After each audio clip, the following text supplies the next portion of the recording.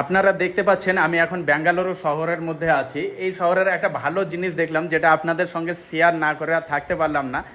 যে এখানে অনেক জায়গায় ঘুরলাম আমি গোটা 5 দিন ধরে, কিন্তু একটা কোনো এমপি এমএলএ সিএম কারো কোনো পোস্টার ব্যানার দেখতে পেলাম না। এটাই খুব ভালো লাগলো।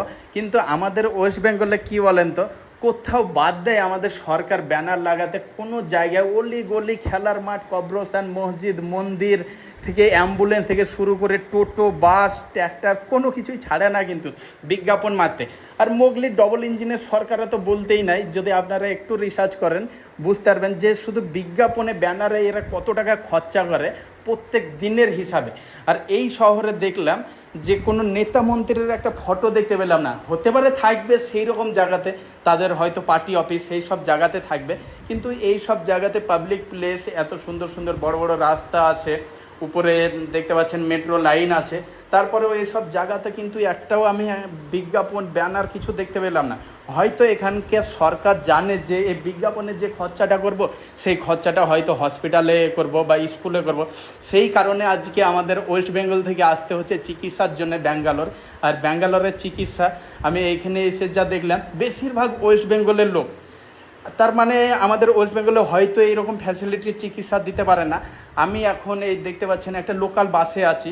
এই যে লোকাল বাসের কন্ডাক্টরের ইউনিফর্ম, সবাই ইউনিফর্ম পরে, এই যে ড্রাইভার আছে ইউনিফর্ম পরে, মানে সবাই রুলস রেগুলেশন মেনে এখানে চলে। খুবই ভালো লাগলো এই জিনিসটার, এত পরিষ্কার পরিচ্ছন্ন শহরটা।